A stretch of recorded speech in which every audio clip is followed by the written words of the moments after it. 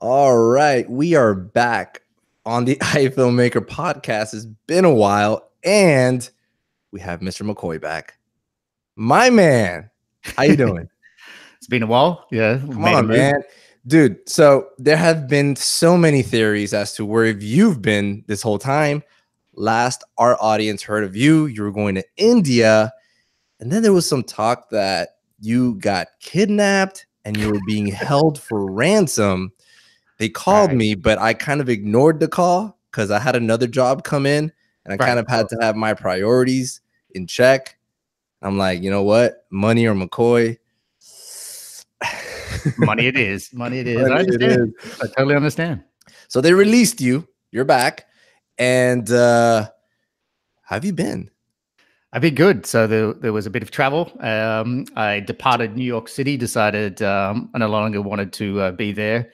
Moved to Bali for a little bit, and then decided to set up shop back in California. So and I'm not enjoying the lovely state tax I'm now paying. So oh man, I heard about that. Oh, state taxes in California are pretty hefty. But anyway, but San Diego, it's nice. It's a nice place. San Diego is beautiful, great place to film. It's always beautiful weather, so kind of like beautiful. So I'm excited to be here. I mean, and there's been plenty of work. So yeah, a lot of changes work-wise. So, but yeah, back in action again. And that's terrific. That's terrific. It's great to have you back. People have asked about you. The podcast has grown. You know, we've had my friend Mr. Saratelli on the show. I know you've been hearing it. He's kind of going through the similar thing in the sense that he's just getting crazy busy with work. He just opened up his own, well, not opened up.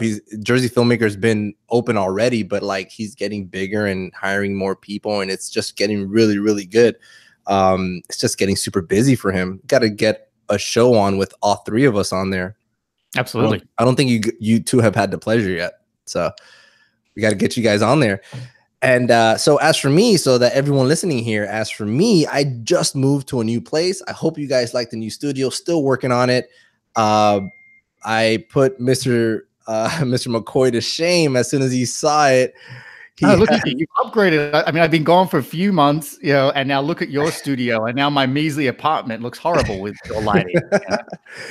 Yeah, man. I had to make this place nice for the podcast, so I'm really liking it. I need to put some more insulation up, and it's still a work in progress. It's still a work in progress. But you're putting me to shame. So you're putting me to shame. I apologize to our viewers and listeners for my crappy background.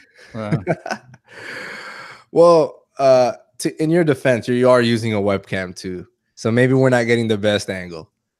Well, that's the excuse for my bad looking face on this shot. But anyway. All right, man. So today I thought we could just take it easy and kind of ease you in there. I was thinking, man, there have been a couple of releases that that have been coming out with regards to basically the camera market, the industry, video industry, things that we have not been talking about. And I think we can go through just at least a couple of them. The latest one is the Canon EOS RP. And maybe I guess we can start with that one. Okay. We can start with that one. First of all, I want to say hello to our live audience. I actually, because it's been a little while, I forgot to pop out and grab the chat box and have that opened up. I see we have a few people coming back to listen to us live. Twisted Arc Productions, how you doing? And it's Jamil Smith, and I see Lillian's on here. Lillian Fuentes, she shoots CrossFit with us every now and then. She was shooting with you over at CrossFit. Yeah. What's up, Lily? I'm surprised to see. So she's on here, and yes, Twisted Arc Productions got it right. The RP is junk, so we're going to try to take it easy on Canon. Not that they deserve to take it easy on, because they've been in the game for a very long time and should know better than this. So let's get started on this crap sandwich of a camera. So let's off the bat, I just want to start by saying Yes, it is true. Doesn't matter the camera that you shoot in. You know, what really matters is the person wielding the camera, all that stuff and whatnot. But that being said, I could never ever recommend this camera to anybody considering to buy a camera. Starting with what I think is probably the most important thing that Canon decided to hold back is the 24 frames per second recording. And this is 24 frames per second in HD only. So you can shoot 4K and still get 24 frames per second. But if you want to drop down to 1080p, there is no 24 frames per second. So there's only you only have your regular 30, I believe. Let me make sure I get that right. No, I think it does. Doesn't it do 25? In 1080, Yes. it'll do 25, it'll do 30, it'll do 50, and it'll do 60. But there is no 24, which is very odd. Yeah, but when has Canon done anything textbook? So I mean, when has Canon done anything textbook? They always do some weird, quirky thing. Man, but I mean, it's become kind of their trademark these last few years. See, but this is a camera that they're trying to bring out to market to vloggers. They're trying to market this camera to vloggers, right? The most basic thing, like, and how many vloggers you know that shoot everything in 4K? I mean, it's great. I'm sure they do. But if you want to go down to, HD, whatever it is to save space, there's that, I mean, I wouldn't be shooting on. I mean, I know a lot of vloggers do. Like Casey Neistat loves shooting on like a DSLR, but I really wouldn't be shooting on a DSLR for a vlog. I mean, unless you're shooting on a GH5 with a flip out screen. Does this have a flip out screen? I don't believe it does. Well, the RP, I believe it does. I think, yeah, it does have a flip out screen. So there's that. Oh, I'm wrong. Okay. Yeah. So, I mean, that's just such a huge letdown for the community that just wants that if they have to shoot 4K with this camera, I don't know why you're so surprised. I mean, Canon's been letting us down for years. I mean, I'm a huge Canon fan and I love their color science, and I always prefer that over Sony, straight out the camera, that is. So not comparing like, S-Log to C-Log, but just straight baked in camera. I always prefer Canon. Their skin tones are always much better. However, they've been doing weird, quirky things with their bit rate and formats for years now. Yeah. So, I mean, look at the C200, what that gave us. So yeah, the C200 was another one that, I mean, okay, but the C200, at least it had the basic things, but with the C200, you're getting the lowest, the minimum, or the highest. There's no in between, right? Right. Things that, all right, fine. If we want to, which is really weird. If you want the in between kind of recording formats, you would have to go externally. But with this, like having 24 is something that's just so basic. Whether it's the lowest, the in between, or the highest, every one of them should have 24 frames per second, Agreed. But I don't think that's going to be, I mean, look, you got to remember, this is a $1,300 camera. $1,300 when you have cameras like the A6300, right? Or the 65, the Sony's. A6500. This is why I say I can never recommend this camera. Oh, and another thing. The other thing that they decided to hold back, there's no log. There's no Canon log on this. But I wouldn't expect log out of a camera at a price point at $1,300. That said, you can buy like the RX100 Mark 6, Mark 5, Mark 4, one of the best vlogging cameras I think on the market, and you can still get log. But Canon's that's Canon. So that's why I'm really not that surprised. Man, it's just like when I honestly, it's a full frame. That's a plus. It's a full frame. So great in low light. I'm sorry? So great in low light. Yeah, so it would work. It would work really well in low light. I'm assuming. And this also has Canon's new proprietary RF mount. So they released this mount when they released the EOS R, right? This is a mount that, I mean, your regular Canon lenses won't fit. You would need an adapter to put your Canon lens on your Canon camera. I don't know why they would do that. But I think that, I mean, those things aside, the only thing that I don't like is the low bit rate as well. So that's an issue as well. Because I think the bit rate, what is it? 60 megabits at 1080. 60, is that what it is? I actually didn't catch that part. Yeah, 60 megabits, but MP4. So that's the issue. I mean, for a camera in this market, I'm surprised at this day and age it's at 60 megabits. So even DJI's like Mavic Air, I think, shoots at 100 megabits now. Yeah, I'm looking at it right now. 60 megabits. I wonder. I don't see the bit rate for the 4K though. No, I haven't seen that either. I see that for the HD. My friend Fernando was saying that he was really considering this camera as a stills camera, because I think as a stills camera it does quite well. Yeah. But that's the issue in this day and age. Really, I mean, if you're getting a camera that's just for stills, I mean, really, majority of cameras in this kind of price range are great on photo and video. So it's great if it's great on stills. However, the fact that it's missing that video aspect, that's what, again, another letdown by Canon. Yeah.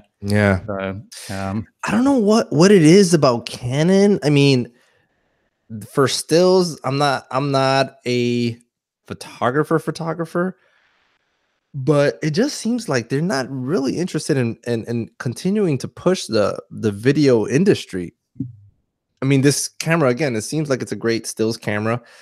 I don't know. I wouldn't go that far. I mean, have you used the 1DX Mark II?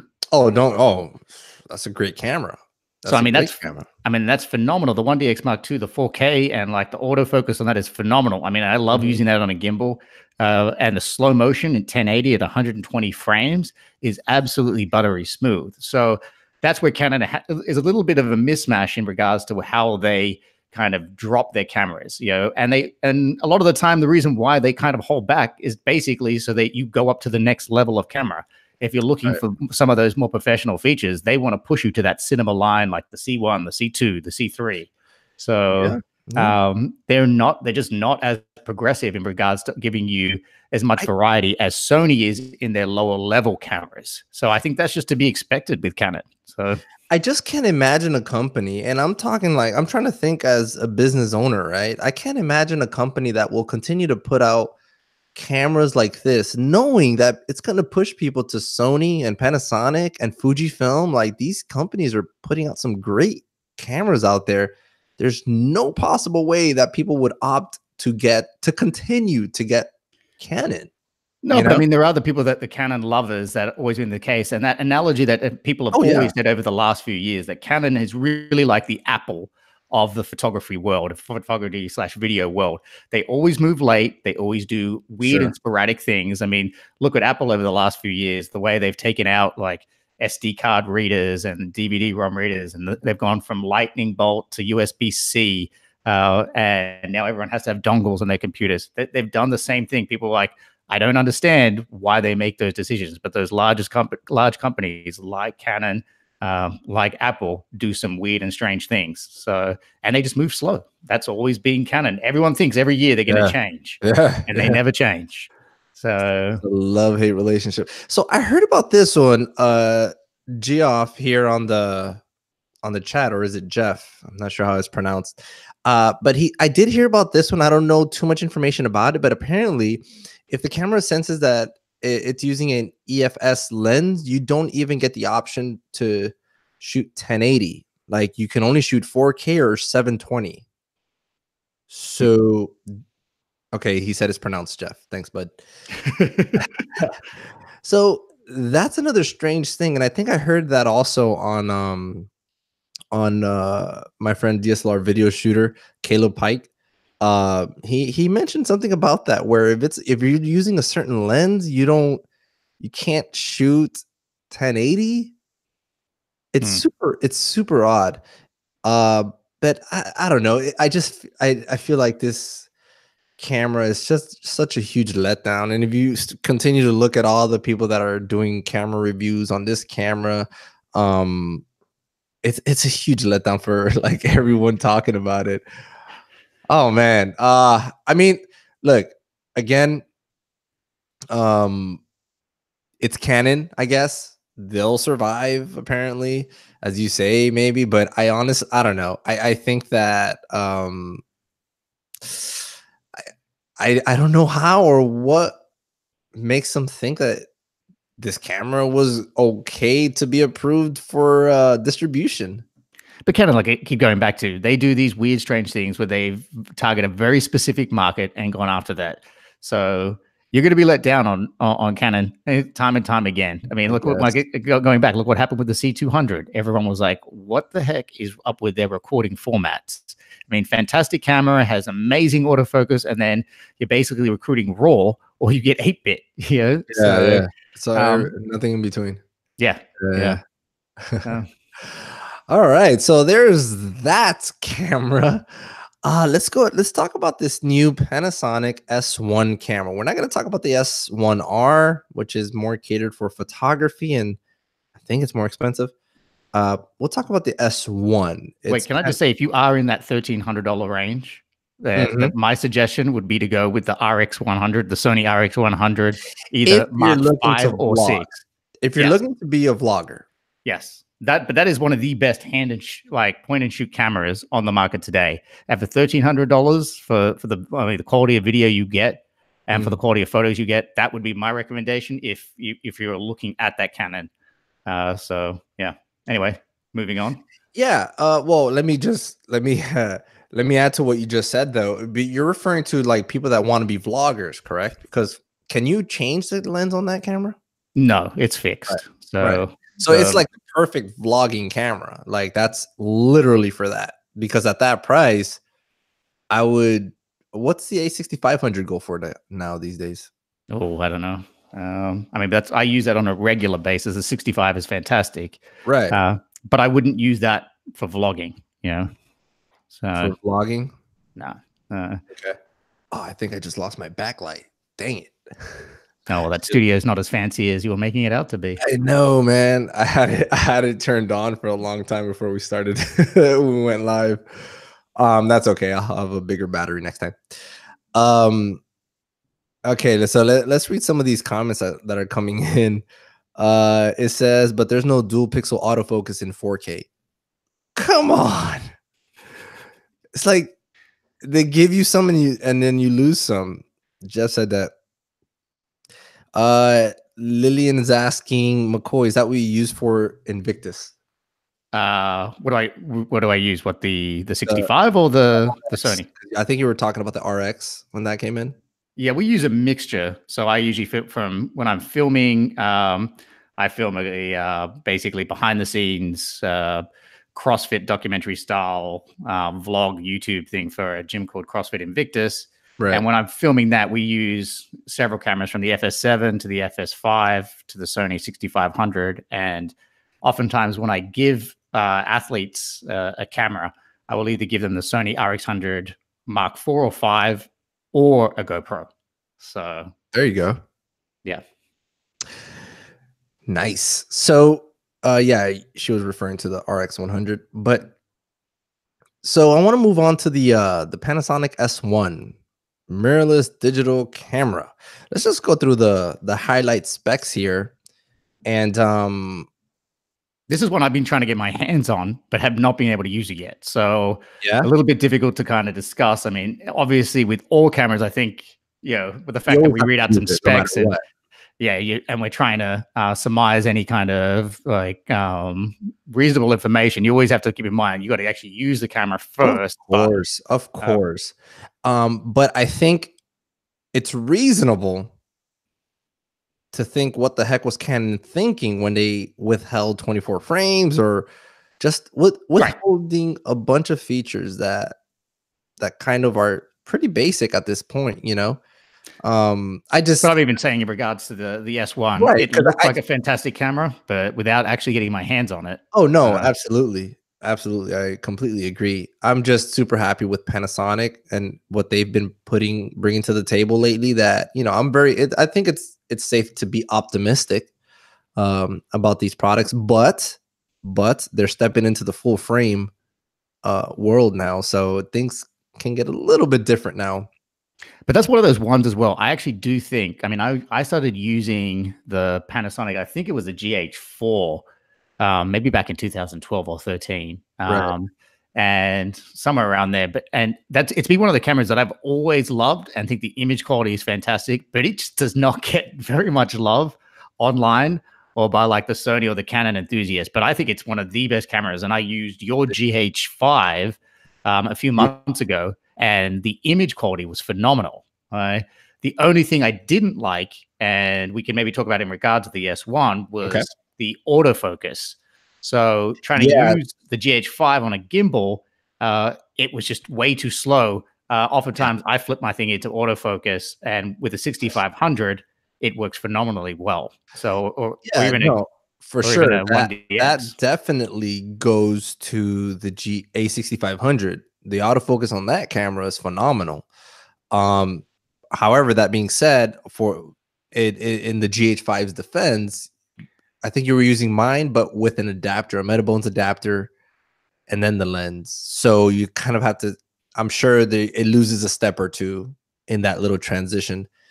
Um, in But connectivity but and whatnot. traditionally, Panasonic has never had No, yeah, phenomenally no, no, no, fast no. Granted, autofocus. even if it was an actual Panasonic lens, that goes for that camera, I'm sure that GH5 will still blow it out of the water. So, But gimbal work aside, just using that GH5, I mean, I was yeah, so impressed when I actually put those files and started editing them. I was like, wow, the yeah, image quality was fantastic. So I'm excited. That's why I really wanted to get my hands right, right. on the S1. Right, right, right, right. Yeah, Jeff here is saying that it is much better with native lenses. I don't have any native GH5 or Panasonic Lumix lenses. I use all Canon lenses, and therefore I use adapters with them. But to me, autofocus is not very important. I'm pretty much always manual focus. I don't think I ever do autofocus, but this is just the way that I shoot. I'm always shooting handheld. I'm always shooting with my hands on the lens, racking that focus the whole time. So it's just the way that I shoot. So for the S1, uh 2497.99, basically 2500, Mm. basically. Plus Uh tax. so it does shoot 4K UHD 4K 60p at 100 up to 150 megabits per second. Now, Right. when you're shooting 4K 60p, it has a 1.5 crop, and this is a 4208 bit. Okay. Um, in comparison to the GH5, I believe the GH5 goes up to 400 Yep. 400 megabits. 400 mega. I can't remember now if that's only at 2430. I don't know if it does the 400 at 60p. I don't think so. No, it does not. I don't No. think so. Okay. So there's that. So that basically the GH5 has all that except the crop. It doesn't crop when you shoot 4K 60. However, it is full frame. I mean the S1 is full It's frame. full frame. So that's a plus. And That's the a big GH5 plus. is micro four thirds, correct? The GH5 is a micro four thirds lens. I always use it with my Metabones, which makes it wider. I believe it'll make it like equivalent to an APS-C or Super 35 lens. I mean sensor. Now, here's the thing: when you're shooting 4K UHD 60p, when you're basically maxing that camera out, it'll record up to 15 minutes. Record time at 60p. But from what I understand, that is not because of the traditional 29-minute recording time because of the No, it's European not. tax issue. It's because of the heat of the camera. With all of that, in full frame, grabbing all those full frame images, the camera, I mean, it'll start overheating. and the camera is already, I think it's already a built-in defense mechanism where it'll just shut down. Not shut down, it'll just stop recording, you know? It's just something to keep in mind. Which you do have to definitely keep in mind if you're filming, for instance, an event outside, you're not going to get 15 minutes. So it's just going to overheat. I mean, you might be lucky if it's a hot summer's day to get 8 minutes out of it. Yeah, so, yeah. If it's hot outside, forget about those 15 minutes. Might be 8, you know, and it depends on the heat outdoors. I've had that happen to me several times. And that's basically, it's happened to me with the A6300, but you know, that's a much smaller camera. Now regular 4K UHD, again, it seems like it doesn't have the cinema 4K, that widescreen 4K. But regular 4K UHD has 24 and 30 frames per second at 100 megabits per second, 4208-bit. 4208-bit. Not crazy about that. Again, the full frame sensor kind of makes up for that. So it depends on what you want. What's more important to you, the 4K, I mean the full frame or the color depth, right? And that's always the issue. And I think that's a lot of times when we start picking apart these things. I mean, if you're looking at getting a 100 megabits at 4208-bit and you also want a full frame camera, it's basically, I think we do get a little bit spoiled in this world, in camera world, especially today, and pretty much asking for absolute everything. I mean, great if it's shot, you know, if it's shot 10 or even 12-bit, but I mean, you're getting full frame now. So, I mean, which is it's a step up from the GH5, but then you're not getting it kind of evens out when you think about it, you know? Also, and I can't speak to how good this is. It does apparently have internal image stabilization. The GH5 image stabilization is the best in the market. I don't care what anybody else says. I would agree with you after using that camera. Absolutely. And handheld and running around Minnesota when I was using it, chasing after athletes, I was actually blown away with how good that image stabilization is. And I love the IBIS, the in-camera body stabilization that Sony has on their cameras. Yeah, because now you could use any lens, any cinema lens, whatever lens. You don't have to worry about having IBIS on the lens. It just works so well. But now we're working with a full frame sensor. So now we got to kind of see how that works out, because there's a lot less room in that little camera body. Personally, for me, I don't mind if they make the camera bigger. I have big hands already, but I can't speak for anybody else. But we got to see what they come out with. Here's what I find very interesting, though. This is what I find very interesting. We've been talking about the camera with regards to shooting internally, but when it comes to HDMI out, when we want to attach it with the Atomos Ninja monitor, in this case, it'd probably be the Ninja V. You could do that, but even in 4K UHD 60p, it records 4208-bit. Does that sound familiar to you? Do you get that? What do you get on the FS5 when you put the Atomos on? FS5, I can shoot externally RAW, 4K 60p at 10-bit. Okay, 10-bit. I mean, I can get it RAW, but I can process it as ProRes and get 420 10-bit, you know, 4K 60p. But the reason why I asked if that sounds familiar is because that is the same thing that it does internally. So maybe there's going to be a firmware update. I don't know, but it wouldn't make sense. Now, I don't know if it still crops when you shoot externally. I'm not aware of that. The only difference is that you're doing it externally. Maybe you get higher bit rate. Maybe it doesn't crop. I'm not sure, but those specs are the same. Now, if you're not shooting 60 externally, if you just want to shoot 24 and 30 4K UHD externally, it's 422 8-bit. So I guess it's like taking half a step. I'm not sure. I feel like they're teasing, bro. It really is. It's like, I don't know why they can't just give us everything. Yeah, but then you wouldn't go to what's the next level? What's the is it the very cam? What's the next one up there? What's It's Panasonic's the Eva One, cinema Eva camera? The One, Eva Eva One. One. Yeah. Yeah. Um, so I mean, that's a problem. I just like I just said, we're getting a little bit too greedy. Oh my gosh. Who, us or the camera manufacturers that just want to give us a small taste of what we could have? I don't know. I actually think the specs aren't phenomenally bad. You know, a lot of people. I mean, No, look, I would always like. guys, let me give a disclaimer here, guys. All these cameras are fine. You could get great work done with any camera. Yes, even the EOS RP. Well, It actually, I doesn't. don't think that camera is fine. I mean, compared to what's on the market, it's what I'm referring to. I'm constantly comparing cameras and see what's the latest and greatest.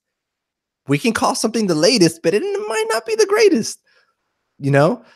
So this camera had so much potential and it could still be salvaged with firmware upgrades, I think. With Okay, updates. but Ariel, let me ask you this: Sure. you're an owner of the GH5. Okay. That aside, say you know you sold it, you got rid of it. You're seeing the S1 comes out, knowing it's full frame and knowing these stats. What would you buy now? The GH5S. You'd still buy the GH5. Why? S. Because for me, again, it's more important to color.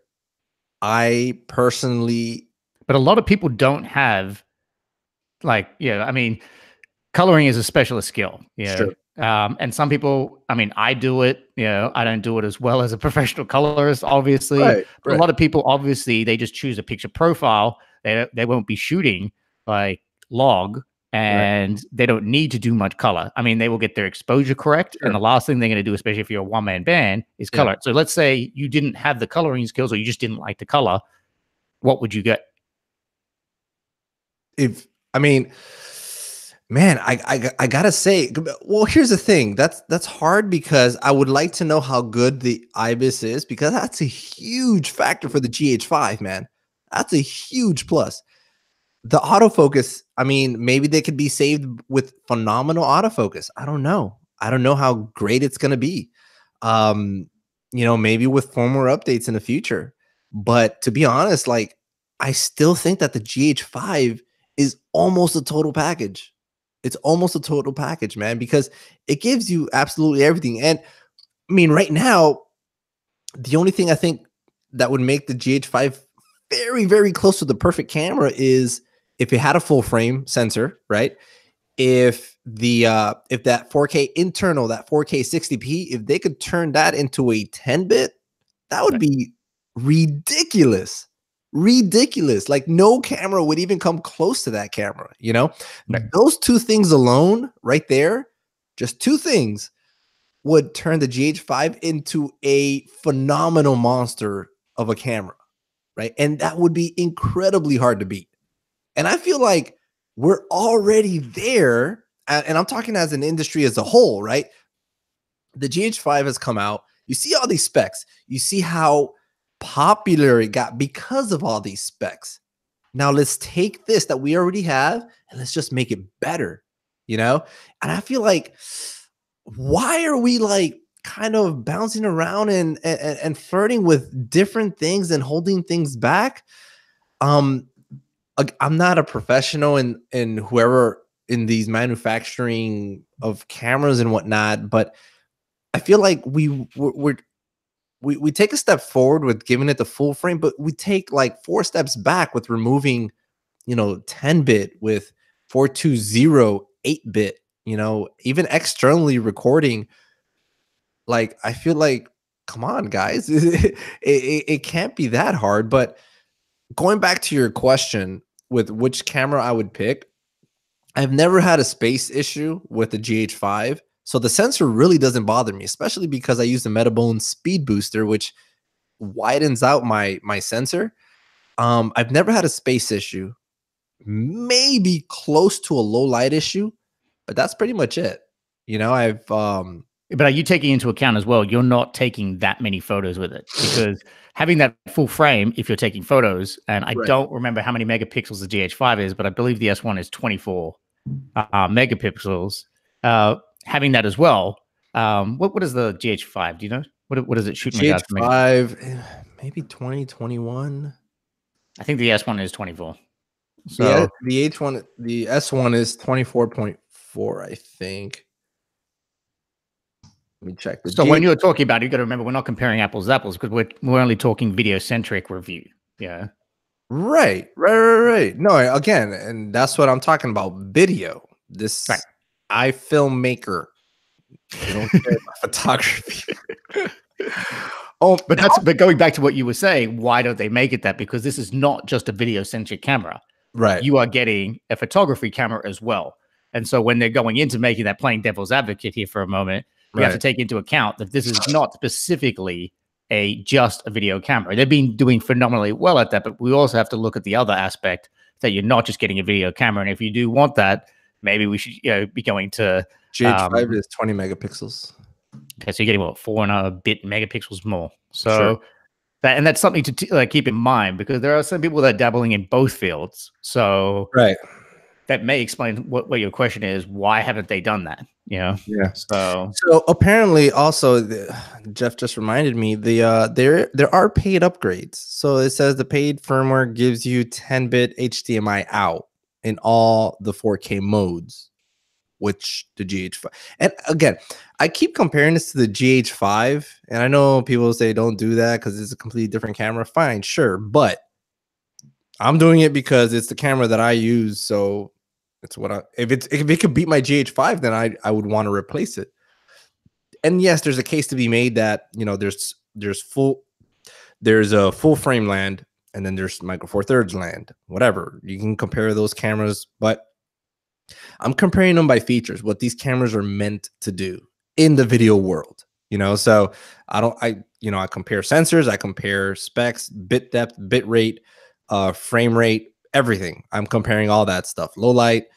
It's what would help me as a filmmaker continue to do my work, and again, I don't want to lose color depth for bigger frame, which honestly for me, the frame hasn't really been too much of an issue for me. But you know what? I will say this though. I forgot when it was recently that I shot. I realized I haven't shot in a full frame in a long time. Some nice depth of field. It gives you some really nice. It gives you easier depth of field much quicker than micro four thirds. That's for sure. yeah, absolutely. I mean, I love shooting. I mean, compared to, I love shooting on even on my my Canon 5D Mark III. I love shooting on that because it is a full frame camera, and that beautiful, what it does to light, and what you said in regards to that depth of field, it just it pops so much better. So to say that that's not something that you would take into consideration, I would always love to have a full frame camera as opposed to having a micro four thirds. So it may not be an issue for you, but I always seem to find it's an issue for myself. Right. Again, and all of these opinions and whatnot that I'm giving, that you're giving and whatnot, it also pertains to how we do our work, so take that into account. A lot of the stuff that I do is a lot of documentary stuff, but I am very color centric, so I take that into consideration when I'm looking at cameras, when I'm looking at different features for all these cameras. But it's just things that I think about. But I'm not a vlogger, so I have vlogged before, but I'm not a vlogger, so I'm not going to get a camera that's dedicated just for vlogging. Same thing for the whole CrossFit thing. It also depends on how you like to shoot, because we could be shooting the same job. You just might shoot it differently than I do. You rely a lot on autofocus and I don't. So real professionons, they Hey, wait a second. Hey, what? No. That's what? on a gimbal outside on a 6500. Okay. The rest of the time, I think I'm phenomenal at pulling focus handheld. Okay. Hey, and I'm not. And that's before like Zhiyun and everyone else came out with allowing us to put on follow focus on there. So yeah. So, but there's a time and place. A lot of the time, I don't need to be Yeah, pulling focus when I'm on a gimbal. right. So yeah, uh, Yeah, I mean, I think that things have gotten a lot easier for us. Things have gotten a lot easier for us as filmmakers and technology and all that stuff. But you know, the gimbals, the Ronin S, phenomenal gimbal. Do you have it, by the way? yeah, yep. Yeah, I think I've it's got a. too many gimbals. So How many do you have? I think I've got 6. So um, so every Zhiyun crane that's come out. So besides that new one that they just released, but yeah, hands down the best of them is the Ronin S. Oh So man, that's the only one that I've. I think that's the only gimbal I've ever had. what, the Ronin S? Yeah, because I used to Oh, use the glide cam a long time ago. I used to use the glide cam, and then I had a Tilta for a little bit, but that was through a sponsorship. But I don't think I've ever bought a gimbal until I saw the Ronin S. That's as soon as I started looking at the reviews and all that stuff and the specs, and it was very, very attractive. Very attractive. yeah. However, I will still say that I mean I love the Ronin S, but if I need to put on like an FS5 or an FS7 or carry something heavier and I'm running, I still always prefer like even in a Ronin N over Right. all of them, because Yeah. I've talked numerous times to people in the past about that little kind of micro jitter that you get when you start running extremely fast where it shakes. Oh yeah. But anyway, I yeah. definitely so now I picked up, I don't know if you know, I picked up the FS7. So I've just Version 1. yeah, version 1. I don't think there's any point in getting the version 2. Yeah. But anyways, I picked that camera up due to like industry demands, basically. You know, it wasn't my first choice, but I'm very, very happy with it. Um, Oh, why didn't you do what all the groupies do and get a red? don't get jealous, dude. No, there's a high demand for FS7, especially in documentary reality TV shows, which is what I've been getting a lot of inquiries for. And they And not a specifically red. huh? And not a red. As you know, I'm the avid like hater of red cameras and people that use them Why is that again? for documentary shoots. So Oh, So oh, you're why? gonna you're gonna spend $40,000 for the brain and not get XLR inputs. Yeah, you get a nice 3.5 millimeter headphone jack, and you don't get Well, decent preamps. well, Oh, no. great! To be honest, like red cameras were not catered. They're meant for productions. Honestly, I don't think that they're built for documentaries. They were built for But a tax write-off, is what they were built for. but I mean that's a good reason to get it. But Mm. anyways, I think that they can still do well in documentaries if I think those things anyways, they all you Well, really need is when they overheat, when a part breaks, so I don't think um, reds overheat, bro. reds have overheated on me numerous times on set. There's always a problem with red. It gets Okay. hot, but I've never seen a red overheat. Maybe it Oh, does. yeah. Trust me, it's happened. So, look, if you're shooting a commercial and you can get people to do things over and over again, then fine. Red looks great. The slow motion is beautiful. Sure. But I'm saying for the price point, what you get for a red, you may as well buy yourself an F55 instead. But I think F55 is very limited. What do you mean? An F55? Yeah. What are the specs on that camera? Oh, you're gonna have to. Now you're pulling out memories for me now.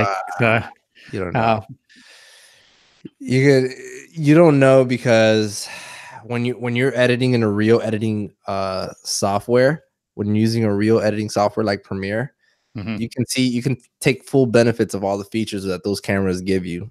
You But can't do that when you can't do that in a beginner software. By the way, I'm talking about red specifically in the parameters of like documentary shooting. So I just don't think it is a camera to be used for shooting documentaries. But each their own. If you want, I Right. mean, No. if you got that much money to waste, Oh, so you're saying it's overkill. I'm saying it's overkill, and also you're not getting for the price point. It frustrates. I mean, yeah, you can get XLR and puts it, but like for the price point, you're better off buying I mean, even a C300, Sure. I mean, is better. So even a C200. So I've seen the gorgeous benefits of shooting documentaries on a red. yeah, I've until that moment happens where the person is crying and your red breaks down like they always do. So What? Why? I have never been around a red that has broken down. I mean, I guess are I you haven't. joking me? I have been, and if anyone is out there listening to this, I guarantee you, people that use red on a regular have dealt with their constant issues of breaking down. Hmm. So, I mean, I was shooting I can't say what show we were filming. We were shooting an HBO show in New York City, and they had a direct line to red to call because every single day they were calling for issues of it breaking down. Mm-hmm. Oh man. I haven't experienced that myself, but I mean, if that's the case, I guess Oh, people maybe it's just me, the bad luck I bring to maybe red it's cameras. you. They know I hate them. Maybe it's you. Cognitive dissonance. You're looking for something to hate on the red. No, look, I like them, and eventually, I'm sure there's a day I get asked to shoot on them all the time. Yeah. So, and I've had to rent them, and I'm sure there might become a day where I have to. You'll see me sitting there with one as an owner, and I know they are great in certain circumstances. So, Right. but my preference is always to lean to something else for documentaries. Right. So, last question. Jeff here wants to know what we think about the Blackmagic Pocket 4K. Same thing as why I hate the red. Oh man. So what are your thoughts on the camera? I mean, do you know any of the kind of the details on that, or I've shot on it once. also consider the fact that it's what, $1,200? It's great. I love what they're doing for the camera industry and pushing things forward. But again, similar to you, most of the stuff I shoot is documentary style. So Right. if I just can't rely on it, I mean, it's great for what it is. I don't like the way it sits in my hand. Yeah. I think there's been a lot of issues with Blackmagic in the past. So I wouldn't be putting my money on it. So Right. I mean, I really like what I've been seeing out there. One of the biggest downfalls for me, with that camera is the battery life, the internal battery life. And I think that's huge letdown. But the I know that Core SWX has the Edge pack that they have, the external battery thing, which adds a big bulk to the camera, but does give it a good amount of more battery life. But what I like is that, I can have the benefits of shooting handheld with the small SLR camera without compromising image quality and color depth. Again, I love color, so I like to have my color space and all that stuff to work with afterwards. And here Jeff saying he gets about 50 minutes per battery. So there's that. So yeah, I mean, it has its downfalls, but for $1,200, what can you expect? So I mean, they're giving you the great things about having a good production camera at a very small rate. A high end production camera, but at a very low price. So I think it's good. I think it has its place in the industry. So I mean, if you're again color centric, if you really want to do films like narrative films, I think it's a great option, a really good option. I think that's one of those cameras that you can deck it out with external everything. Cinema lenses, big battery packs, external recording, even though the internal recording is just as good. I think it could really be a solid camera, but it's a very specific use, not for what we do. yeah, I wouldn't recommend it. Hey, that's you. No, but I'm saying if you how much is it? What, $1,200? Yeah, something like that. But you got to remember, if you're being honest and saying, all right, and $1,200 for camera gear is not very expensive, and I know that is an expensive item for a lot of people, $1,200. But for camera gear, I mean, what the little tilter cage that you gave me was like $500 or $600 just for a little cage, Yeah. So camera gear is just for now. Like as soon as you like slap a sticker on it saying that this is for camera gear, the market price jumps up. So my point is, if you're spending $1,200 and that's all you can afford, that's a lot of money for that person to be spending. You know, Right. so and because anyone that's in that market would suggest if you have the money, go to something else. But if you are spending that amount, I just don't think the ecosystem for that has been around long enough. And there's been numerous problems with breakdowns and again overheating with those cameras. And if I'm in that price bracket, I want to buy something that I know is not going to break down. And I know is going to last and has stood the test of time. And also, I don't want to get into the system of having to buy like adapters and go into various different ecosystems. So, like I said, I love what Blackmagic has been doing for the camera industry and pushing things forward. Yeah. But it's not something that I would purchase even if I was doing films. Fair enough. Fair enough. Everybody has their take on it. But yeah, I think it has their. Let's ask Jeff. Does he like the camera though? Is he happy with it? Yeah, so I don't know what he wrote. He has said here it's good for production stuff like music videos, corporate narrative. He says he's on camera number 2. He said apparently he has 2 of those. So he really likes it, he says. Okay. Are you okay with people disagreeing with you? No, I don't mind. Actually, living in Brooklyn, late night as I'd walk around the streets, it was actually one of the cameras I would constantly see like people shooting like hip hop music videos with. And where I was living on Fulton Street was right out of front where Notorious B.I.G. started his rap career. And so usually about 3 or 4 nights a week, you would see like a shoot going on right out front of my window. And time again, they were always on the Blackmagic camera. So, you know. Well, the Ursa or the Pocket? The Pocket, what was the one, the thicker one that Philip Bloom reviewed years ago? Was kind of more of the boxy. Was it? It wasn't the Pocket Cam. It was maybe that's the Ursa. I think it was the Ursa. Oh, like years ago? Yeah, it's like that kind of boxy. Yeah, that's just a regular cinema camera.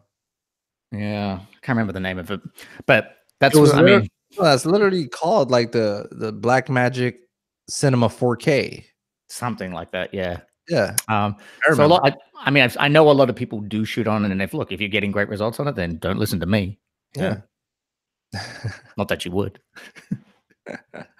All right, man. I think this was a great episode back, even though I said it would be probably a short episode, man. It reminds me these things can go on forever. We're just babbling on about camera gear. So one thing I do want to mention on our next episode, dude, they tried to scam me. What? They tried to scam. Who tried to scam you? These people that were inquiring about work. Oh, really? Wait. Is this a story you're going to tell next on the next episode? Yes. I'm giving a little teaser. I want to know. I'm excited now. Tell me. I'm not even going to tell you. Off camera, will you tell me? No, probably not. Damn. I gotta actually tune in. I need that organic reaction from you so we can have a good back and forth about it. Wait, did you get scammed or did you survive the scam? No, I survived the scam. Oh, well. Okay. I got to show you how, though. Okay. Anyways, that's it for this episode. Remember, guys, we're live on our YouTube channel and continue to subscribe there. Follow us on iFilmmaker.tv. You can follow Mr. McCoy. Is it still at McCoy Media or Media McCoy? It is, and I had to get rid of some photos on there on my Instagram. Yeah, you unfollowed me. Yeah, I unfollowed. Was it because that was the scantily clad women I used to have on my Instagram? It wasn't because of that. No, I'm just kidding, dude. I'm still following you. Okay. What's the handle though? What's your handle again? At McCoy Media. At McCoyMedia. Gotcha. McCoy Media. And as you all already know, I am at arielmartinez.tv. We will see you guys on the next episode. And Mr. McCoy, good to have you back, bud. Thank you, sir.